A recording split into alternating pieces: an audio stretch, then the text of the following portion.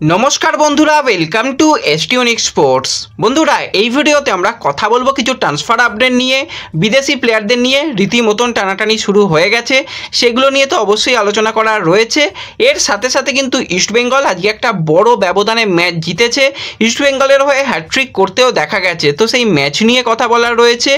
এছাড়া কিন্তু ইস্টবেঙ্গলের কোচ কার্লেস কোয়াদ্রাত কী জানিয়েছে নাওরেম মহেশ সিংকে নিয়ে, সেই নিয়েও আপডেট শেয়ার করে নেব আমরা এই ভিডিওতে। তো এই ভিডিওটা শুরু থেকে শেষ পর্যন্ত দেখো, আর ভিডিও ভালো লাগলে সকলে একটা করে লাইক করে 500 লাইকের টার্গেট আমাদের পূর্ণ করে দিও।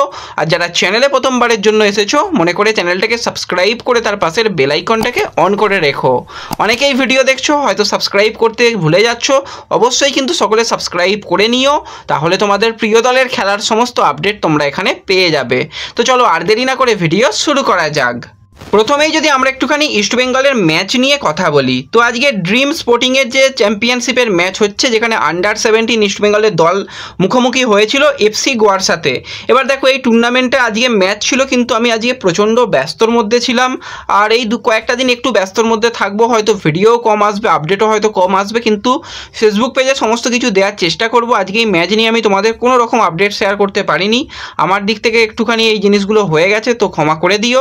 আশা করি পরবর্তী যে কোনো ম্যাচের আপডেট যেরকম তোমাদের দিয়ে থাকি বা লাইভের আপডেট সমস্ত কিছুই দিয়ে দেব। তো আজকে ম্যাচ ছিল ইস্টবেঙ্গলের সঙ্গে এফসি গোয়ার, আর ইস্টবেঙ্গল কিন্তু ম্যাচটা আজকে 4-1 গোলে জিতে গেছে, এবং ম্যাচের সেরা হয়েছে দেবজিৎ রয়। তো দেবজিৎ রয় সত্যি ইস্টবেঙ্গলের অন্যতম একটা ফিউচার স্টার প্লেয়ার। আজকেও কিন্তু দেবজিৎ রয়ের কিন্তু আমরা হ্যাটট্রিক দেখেছি। তো এই বাচ্চা ছেলেরা যা পারফরমেন্স করছে, সে কিন্তু ফিউচার স্টার। আর যতই বলবো, বারবার বলা কিন্তু কম হয় গুণরাজের কথা। গুণরাজকে যে কোনো টুর্নামেন্টে নামিয়ে দেওয়া হোক না কেন, তার সেই যে পারফরমেন্স, লিডারশিপ দেওয়ার পারফরমেন্স তার রয়েছে, আজকেও কিন্তু তার কাছ থেকে আমরা গোল দেখতে পেয়েছি। তো 4-1 গোলে কিন্তু আজকে ইস্টবেঙ্গল ম্যাচটা জিতে গেছে, এবং ম্যাচের সেরা দেবজিৎ কিন্তু ফিউচার স্টার। আমি যেটা ইস্টবেঙ্গলের রিজার্ভ টিম দেখেছি, দেবজিৎ অন্যতম একটা সেরা প্লেয়ার, এবং পরবর্তী সময় ইস্টবেঙ্গলের আর অন্য কোনো দলের দিকে তাকাতে হবে না যে এই দল থেকে প্লেয়ার নেবো, ওই দল থেকে প্লেয়ার নেবো। ইস্টবেঙ্গল রিজার্ভ টিমটাকে যেভাবে তৈরি করেছে, আমি খুবই খুশি। বিনো জর্জ দুর্দান্ত কাজ করছে রিজার্ভ টিম নিয়ে। তো এইভাবেই যদি টিমটাকে তারা তৈরি করেছে, সেইভাবে যদি পারফরমেন্স করাতে পারে, সেখান থেকে পরবর্তী সময় সাপ্লাই লাইন এসে যাবে। তো ইস্টবেঙ্গলের এর পরেও ম্যাচ রয়েছে, ম্যাচের আপডেট সমস্ত কিছু কিন্তু ফেসবুক পেজে জানিয়ে দেব।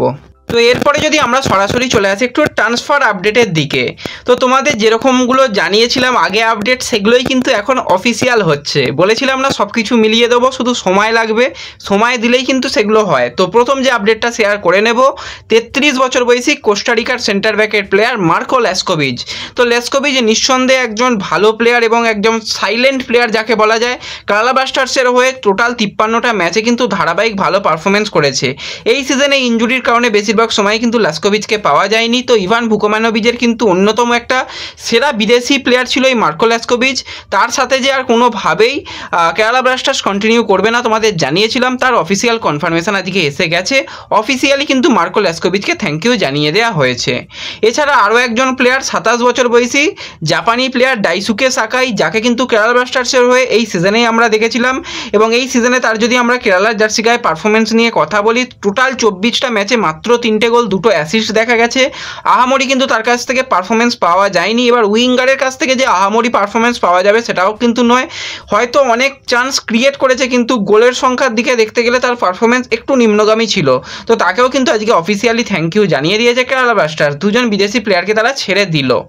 তো এবার কেরালা সেই জায়গায় কোন প্লেয়ারকে টার্গেট করছে, সেটা অনেকেরই মনে প্রশ্ন থাকতেই পারে। তো সেই জায়গায় তোমাদের জানিয়ে দিই, 31 বছর বয়সী মন্টিগনোর সেন্টার ব্যাকের প্লেয়ার স্ল্যাভকো ডামজানোভিচ, যাকে কিন্তু আমরা প্রথমে দেখেছিলাম চেন্নাইন এফসি, গত বছরে এটিকে মোহনবাগান, এবছরে বেঙ্গালুরু এফসিতে ফুটবল খেলতে দেখলাম। এবার স্ল্যাভকো সত্যি খুব ভালো প্লেয়ার। এবার স্ল্যাভকো বেঙ্গালুরুতে গিয়ে সেইভাবে পারফরমেন্স করতে পারেনি, অনেক সমস্যাই হয়েছিল ভিতরে। যাই হোক, স্ল্যাভকোকে ছেড়ে দেওয়া হয়েছে বেঙ্গালুরু এফসির তরফ থেকে, এবং এই স্ল্যাভকোকে নেবার ব্যাপারে কিন্তু এক প্রকার ইন্টারেস্ট রয়েছে, সেক্ষেত্রে শোনা যাচ্ছে। কেরালা ব্লাস্টার্সের তো ইন্টারেস্ট রয়েছে পরবর্তী সময় যদি কথাবার্তা এগোয় বা যদি ঠিকঠাক অফার রিচ করে স্ল্যাপকোর কাছে, যদি সে সাইন করবো ভাবে তো অবশ্যই তোমাদের জানিয়ে দেবো। তো স্ল্যাপকো কিন্তু একটা ভালো অপশান হবে কেরালা ব্লাস্টার্সের জন্য। তো এরপরে যে আপডেটটা তোমাদের সঙ্গে শেয়ার করে নিই, 27 বছর বয়সী আমাদের ভারতীয় কোচ খালেদ জামিল, যাকে কিন্তু জামশেদপুর এফসির হেড কোচ হিসাবে শেষের দিকে আমরা দেখেছিলাম। এবার খালেদ জামিল নিঃসন্দেহে একজন ভালো কোচ, এর আগেও কিন্তু নর্থ ইস্টের হয়ে ভালো কাজ করেছিল। এবার অনেকেই জামশেদপুরের আপডেট জানতে চাইছিলে, তো যেরকমটা আপডেট এই পর্যন্ত এখন বেরিয়ে আসছে, এই খালেদ জামিলকেই কিন্তু আমরা নেক্সট আইএসএলে মোটামুটি হেড কোচের দায়িত্বে দেখতে পাওয়ার সম্ভাবনা প্রবল রয়েছে জামশেদপুরের তরফ থেকে। তবুও তারা চেষ্টা করছে যদি কোনো বিদেশি কোচকে নিয়ে আসা যায়, কিন্তু কিছুজন চাইছে যে বিদেশি কোচ আর কিছুজন চাইছে খালেদ জামিলই থাকুক। তো সম্ভাবনা অনেকটাই বেশি খালেদ জামিলের থাকার। তো দেখা যাক শেষ পর্যন্ত কি আপডেট বেরিয়ে আসে এই বিষয় নিয়ে। তো এরপরে আমরা লাস্ট যে বিষয়টাকে নিয়ে আলোচনা করব, যে নাওরেম মহেশ সিংকে নিয়ে কি বড় মন্তব্য করেছে ইস্টবেঙ্গলের কোচ। এবার দেখো, নাওরেম মহেশ সিং এমনই একজন প্লেয়ার, তাকে নিয়ে যে টানাটানি হবে সেটা ইস্টবেঙ্গল জানতো, সেই কারণে কিন্তু তাড়াতাড়ি তার সাথে কন্ট্রাক্ট এক্সটেনশন সেরে নিয়েছিল। এবং সেই সময় তোমরা যারা ভিডিও দেখেছিলে তোমাদের মনে থাকবে যে আমি বলেছিলাম তার কাছে 2 অথবা 3টে ক্লাবের অফার রয়েছে। সেই ব্যাপারটাই কিন্তু এবার ইস্টবেঙ্গলের হেড কোচ কার্লেস কোয়াদ্রাস জানিয়েছে যে মহেশের কাছে কিন্তু 2 থেকে 3টে ক্লাবের অফার ছিল এবং তারা জানিয়েছিল সে মানে মহেশকে সাইন করাতে চায়। মহেশ সেখানে গেলে গেম টাইমও পাবে এবং অবশ্যই চ্যাম্পিয়ন হতে পারবে। ইস্টবেঙ্গলে থাকলে তার চ্যাম্পিয়ন হওয়া হবে না, কিন্তু ইস্টবেঙ্গলের কোচ এবং তাদের সহকারী কোচ মিলে কিন্তু নাওরেম মহেশ সিংকে তাদের প্রজেক্ট বুঝিয়েছে এবং তারপরই কিন্তু কয়েক মাসের মধ্যেই ইস্টবেঙ্গল ট্রফি জিতেছে। তো নাওরেম মহেশ সিং কোচের পরামর্শ মেনে কিন্তু ইস্টবেঙ্গলে থেকে গেছে, সেটা কিন্তু কোচ জানিয়েছে। এবং মহেশ যে পরবর্তী সময় কোচের প্ল্যানিংয়ে আরও ভালোভাবে রয়েছে সেটা কিন্তু পরবর্তী সময় আমরা দেখতে পাবো। এবছরে মহেশকে আমরা অনেকগুলো রোলে খেলতে দেখেছিলাম, কিন্তু নেক্সট বছর মানে নেক্সট সিজনে কিন্তু আমরা মহেশের রোলে খেলতে দেখবো। আরও ভালো কিন্তু মহেশের কাছ থেকে সার্ভিস আমরা দেখতে পাবো আশা করি, এবং মহেশ নিঃসন্দেহে একজন ভালো প্লেয়ার। তো এরকমটাই কিন্তু মন্তব্য করতে দেখা গেছে ইস্টবেঙ্গল দলের কোচকে।